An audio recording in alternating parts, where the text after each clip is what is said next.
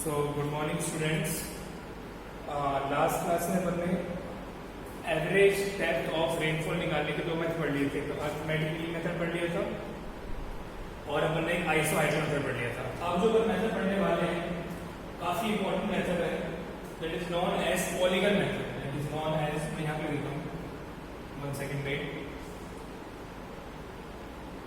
That is known as polygon method.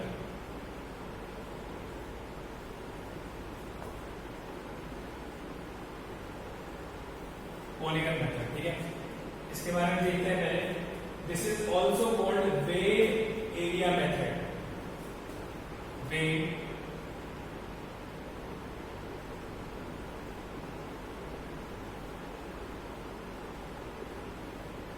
Area method, कुछ लोग उसको वेटेड बोलते हैं। This is not weight, this wave area method, ठीक है। जैसे वेट होता है WEIGHT, WEIGHT, this is not weight, this is wave. T is constant here. This is weight area method. Okay. This is also called phase area method or Thiessen polygon method or Thiessen polygon method. THEISS Thiessen polygon method. क्या करते हैं देखते हैं one by one इसके अंदर, ठीक है। In this method, every rainfall value is given a weight on the basis of the value on the basis of area close to the station. ठीक है, मतलब इसके अंदर क्या होता है, इस मेथड में क्या होता है कि हर वैल्यू को एक वे दिया जाता है, ठीक है। एक हर वैल्यू का एक क्या होता है, पर्टिकुलर वे होता है, ठीक है ना। Don't confuse weight and way. Way is correct pronunciation, weight गलत प्रोनाउंसिएशन होता है, ठीक है। वे, ठीक है, on the basis of area close to the station, मतलब एक पर्टिकुलर स्टेशन पे पर्टिकुलर रेनफॉल के लिए उस पर्टिकुलर रेनफॉल को एक वे दिया जाता है, ठीक है। आगे देखते हैं। This method is useful when area is large and rainfall varies from place to place. तो ये मेथड कब काम आता है? पहला तो एरिया जब बहुत बड़ा हो, area is large and rainfall very from one place to another, तब ये मेथड काम में ले जाता है, ठीक है। आगे चलते हैं, ठीक है। अब variability in rainfall due to elevation difference is not taken care. अब इसके अंदर क्या है, एलिवेशन डिफरेंस का जो वेरिएबिलिटी है, कहीं यहाँ पर बारिश हो रही है, कभी यहाँ इस जगह पर, इस जगह एलिवेशन में कोई जरूर नहीं है। आपको जो कहीं एलिवेशन का जो वेरिएशन होता है इसको काउंट नहीं किया जाएगा। और क्या लिखा गया है, this method is more accurate then arithmetical mean method. और जो अर्थमेटिकल मीन मेथड पढ़ा था उससे ज्यादा क्या है, मोर सिग्निफिकेंट है या फिर मोर एक्यूरेट है। इसके बाद देखते हैं, this method is more accurate for plain areas. और जो ये मेथड है प्लेन एरियाज के लिए मोर एक्यूरेट है। प्लेन एरियाज के लिए क्या है, ये मोर एक्यूरेट है,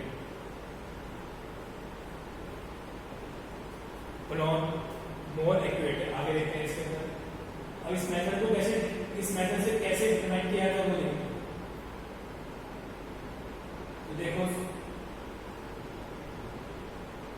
सपोज करो P1, P2, P3, P4 and Pn जो रेनफॉल वैल्यूज हैं, मैं इसको रब कर देता हूं एक बार। आप इस पॉइंट्स को आप कॉपी कर सकते हैं, जैसे you can just understand what I am writing here, और PDF में प्रॉपर्ली क्लियर हो जाएगा आपको, ठीक है। आप समझिए केवल, ठीक है ना।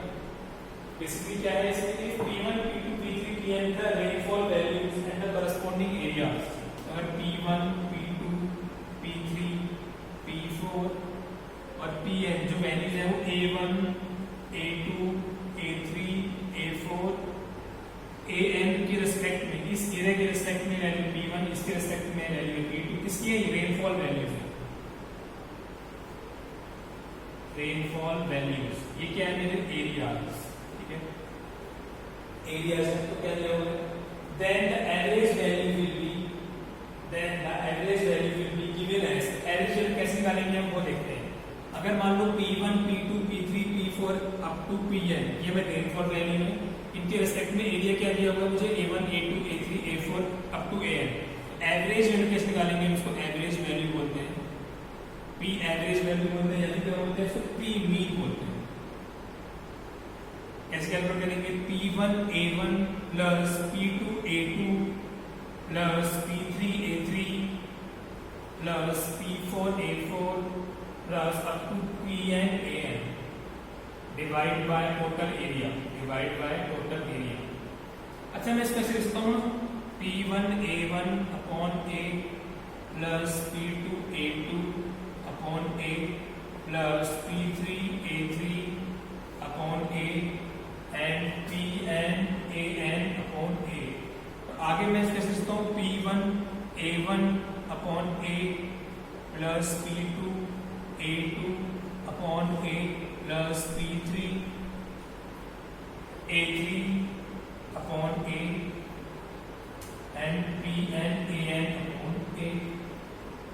ये जो मैंने ये चीज लिखी है इसको हम बोलते हैं वेटेड, वेटेड मैं बोल रहा हूँ आपकी इसके लिए डिपेंड होता है वेट एवरेज फैक्टर, क्योंकि WEIGHT को लोग वेट बोलते हैं, that is wrong pronunciation. WEIGHT is known as weight. तो बेसिकली यहाँ पर जो मैं लिख रहा हूँ कि AI upon AI general form में AI upon A is known as weight average factor. कभी क्या होगा एग्जाम में आपको यही मिलेगा, डायरेक्ट आपको ये मिलेगा और आपको P1 दिया होगा, आप A कैपिटल A दिया होगा, आपको P1 दिया होगा और एवरेज फैक्टर दिया होगा, मल्टीप्लाई करना है ऐसे निकालना। तो आई थिंक आपको क्लियर हो गया होगा, आपको लिखा हुआ है इसके अंदर, लिखा हुआ है इसमें देखो, where AI upon A is known as weighted average factor या weighted average factor which can be directly given in the numerator। कभी-कभार आपको डायरेक्ट को दिया होगा और आपको क्या करना है, मल्टीप्लाई करना है और आंसर निकालना है। इतना क्लियर हो गया? चलो, this P average is also called P mean and it is called equivalent uniform depth। तो इसको क्या बोलेंगे हम, equivalent uniform depth, EUD। Exam में अगर लिखा आ रहा है polygon method, then use this method, don't confuse. Okay, तो लेट्स स्टार्ट अ क्वेश्चन। एक क्वेश्चन करते हैं, मैं इसको रब कर रहा हूँ, इसको कॉपी कर लेना पॉज करके, इस पर बेस से क्वेश्चन करेंगे अपन। इसके बाद के लेक्चर में अपन इन्फिल्ट्रेशन के बारे में पढ़ेंगे, इन्फिल्ट्रेशन क्या होता है और उसके लॉसेस क्या होते हैं, इंपॉर्टेंस ऑफ इंक्यूबेशन क्या होती है, वो पढ़ेंगे इसके बाद में।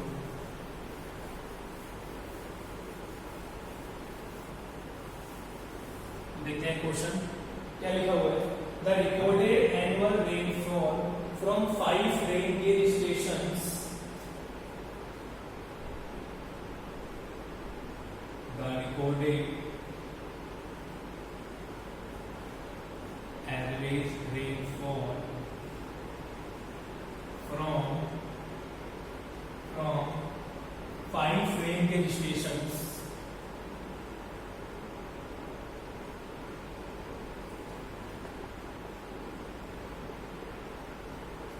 stations in a catchment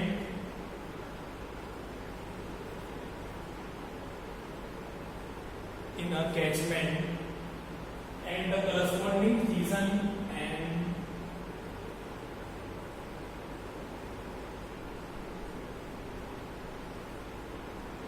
and the corresponding season polygon area। देखो आगे आना शब्द में लिखा हुआ season polygon areas are as follows। I think ये गेट 2018 में आया है, गेट 2018 आई थिंक 2019 गेट में आया, 2018 में या 2019 में, मुझे प्रॉपर याद नहीं आ रहा, 2 मार्क्स में आया। तो दिया हुआ है सीजन पॉलीगन एरियाज, दिया हुआ है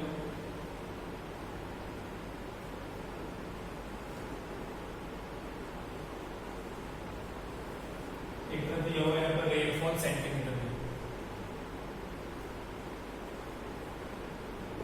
रेनफॉल सेंटीमीटर में नीचे ये दिया हुआ है मीटर स्क्वायर में, यहाँ पे दिया हुआ 25 30 30 10 5 दिया हुआ है 125 125, 175, 225, 275 एंड 325, इतना दिया हुआ है। ठीक है, क्या पूछा गया देखते हैं इसके अंदर।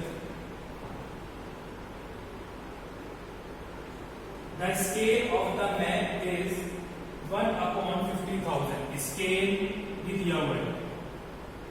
Scale of the map is 1/50,000. Estimate the volume and the mean depth of rainfall and the outlet discharge factor for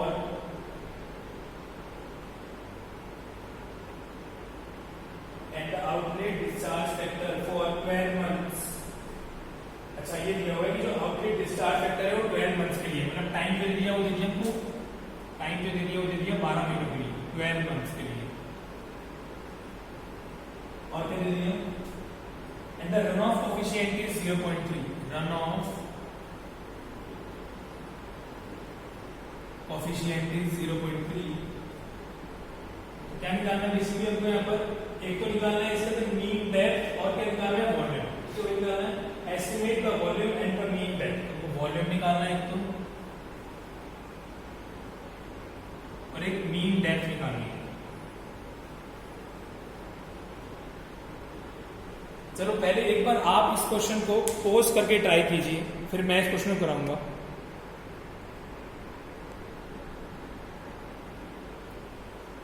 चलो, आई थिंक आपने पॉज करके ट्राई किया होगा। आप इस क्वेश्चन को ट्राई करते हैं, मैं इसको रख कर रहा हूँ इस क्वेश्चन को। अच्छा क्वेश्चन है, गेट का ये ईएस का क्वेश्चन है, ईएस में आएगा क्योंकि इसमें वॉल्यूम भी पूछा गया ना, question of ES not of GATE, ES के अंदर आएगा। चेक करते हैं नंबर। सबसे पहले इसके अंदर क्या निकालेंगे हम, पहले निकालेंगे हम डेप्थ। डेप्थ निकालने के लिए P1 A1 plus P2 A2 plus P3 A3 plus P4 A4, कितना रेनफॉल है, 1 2 3 4 5 plus P5 A5 divide by total area. इसको मैंने A से नोट कर दिया। P1 कितना है 125 सेंटीमीटर में दिया हुआ था बेसिकली, एरिया मीटर स्क्वायर 25 प्लस 175 into 30 plus 225 into 30 plus 275 into 10 plus 325 into 5 divided by total area, divided by total area कितना हुआ 25 30 30 60 70 75 100 मीटर स्क्वायर। ठीक है, अब जो कैलकुलेट करते हैं एक बार with the help of calculator, एक सेकंड देखिए, जब कैलकुलेट करेंगे इसको, it will become 125 into 25 plus 175 into 30 plus 225 into 30 plus 275 into 10 plus 325 into 5 divided by 100।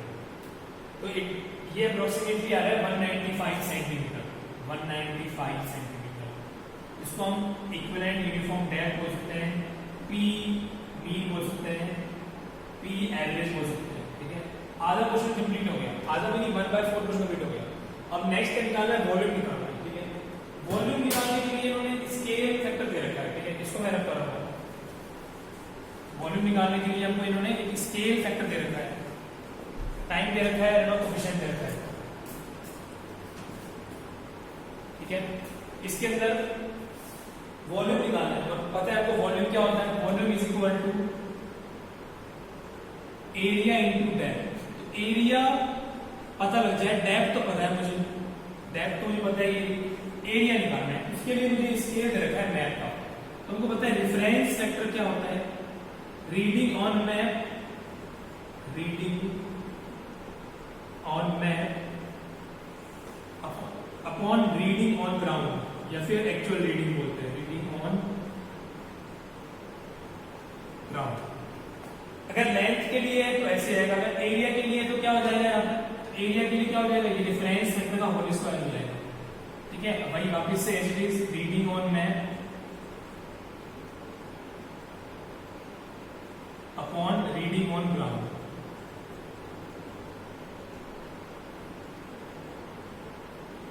ठीक है, अब हमको यहाँ पर स्केल फैक्टर दे रखा है, तो ये यहाँ पे क्या हो जाएगा 1/50,000 का whole square reading on map. ठीक है, अब इसके अंदर हमको रीडिंग ऑन मैप दी हुई है। यस, ये दी हुई है हमको, देखो that is given to us.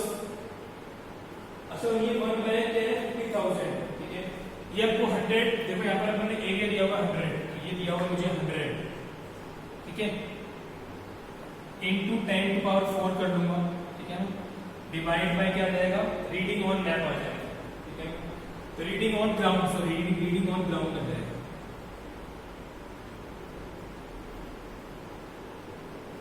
Centimetre में कन्वर्ट कर लिया मैंने इसको, क्यों, क्योंकि ये मेरा फाइनल जो रीडिंग ऑन ग्राउंड आएगी ये भी सेंटीमीटर स्क्वायर में आएगा। दिख रहा है, ये दिख रहा है, ऊपर लिखता हूँ एक बार कर देता हूँ, आई थिंक आपको दिख नहीं रहा है चीज। ये तो दिख रहा है, ये विजिबल है, ये विजिबल है। चलो देखो, मैं इसको यहाँ दिखाता हूँ, टाइम मुझे पता है इसको यहाँ पे देखो, रेफरेंस वेक्टर दिया हुआ है 1/50,000 स्क्वायर आ जाएगा इसको, क्योंकि एरिया के रेस्पेक्ट पढ़ चुके हो सर्वे के अंदर। Reading on map 100 metre square, तो I convert into centimetre square. अब रीडिंग ऑन ग्राउंड चाहिए, एक्चुअल जो रीडिंग है, तो बेसिकली रीडिंग ऑन ग्राउंड को मैं दिखाता हूँ AR से, तो ये चला जाएगा, तो 100 इंटू 10⁴ सेंटीमीटर स्क्वायर इंटू ये भी चला जाएगा 50,000 का स्क्वायर। इसको कैलकुलेट करते हैं, बेसिकली क्या आंसर देते हैं मुझे, let me calculate it by the help of calculator. देखते हैं,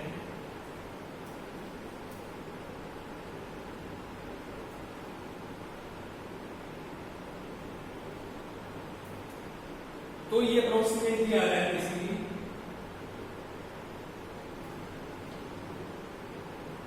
ओके। ठीक है, ये 100 सेंटीमीटर स्क्वायर का रीडिंग हम देखते हैं।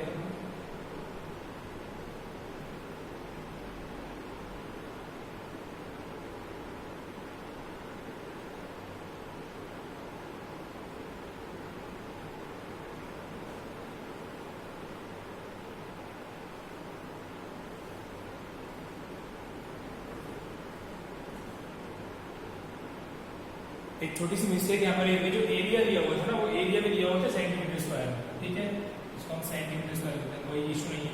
ठीक है ना, तो ये भी मतलब बेसिकली सेंटीमीटर स्क्वायर था, उसको हटा दिया जाए, ये 100 सेंटीमीटर स्क्वायर दिया हुआ, मतलब जो एरिया दिया हुआ था ना वो सेंटीमीटर स्क्वायर था। टेबल के अंदर उस एरिया को आप सेंटीमीटर स्क्वायर कर लेना, तो ये वाला टर्म हट जाएगा। अच्छा, मैं जो कैलकुलेट करूंगा तो बेसिकली क्या आएगा, then it will be like 2.5 into 10⁻11 centimetre square. ठीक है, एरिया आ गया, डेप्थ पता है मुझे ये, तो वॉल्यूम निकाल लूंगा, वॉल्यूम बराबर क्या हो जाएगा, एरिया इंटू डेप्थ। डेप्थ मेरी कितनी है 195 सेंटीमीटर, मल्टीप्लाई करता हूं, देखो इसको, तो ये आ रही है अप्रोक्सीमेटली 4.875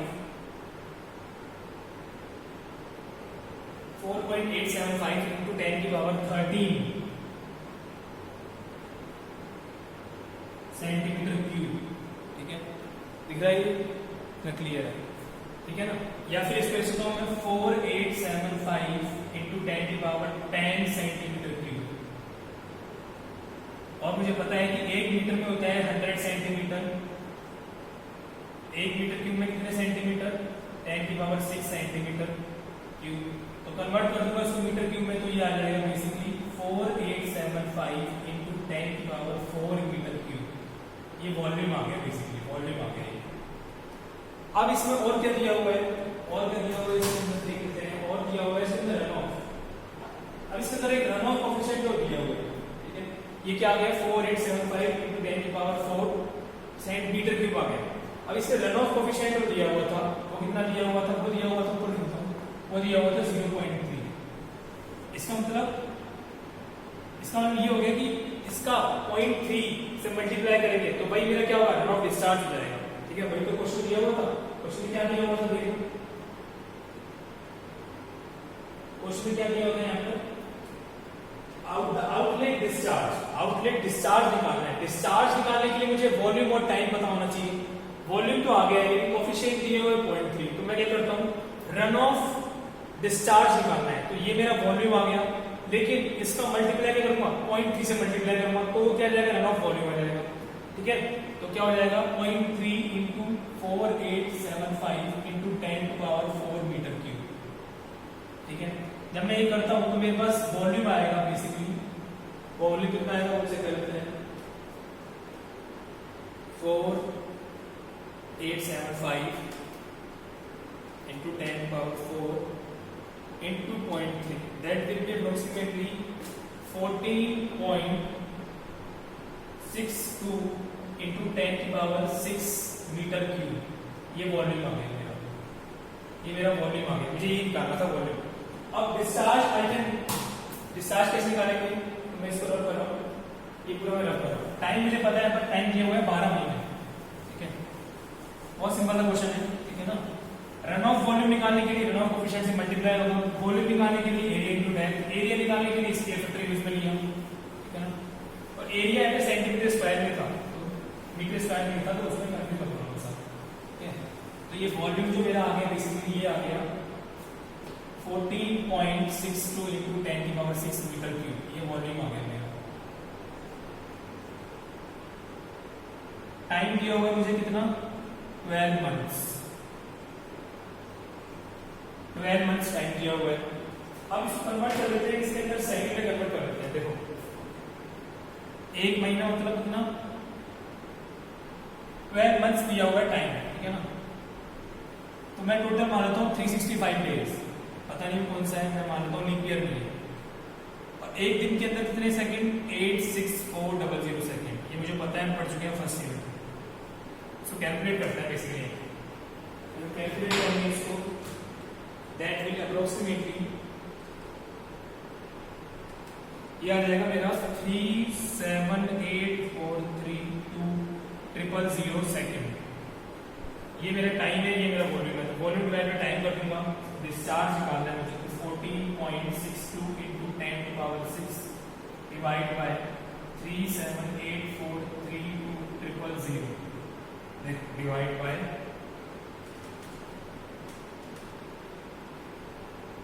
तो ये अप्रोक्सीमेटली आ रहा है मेरा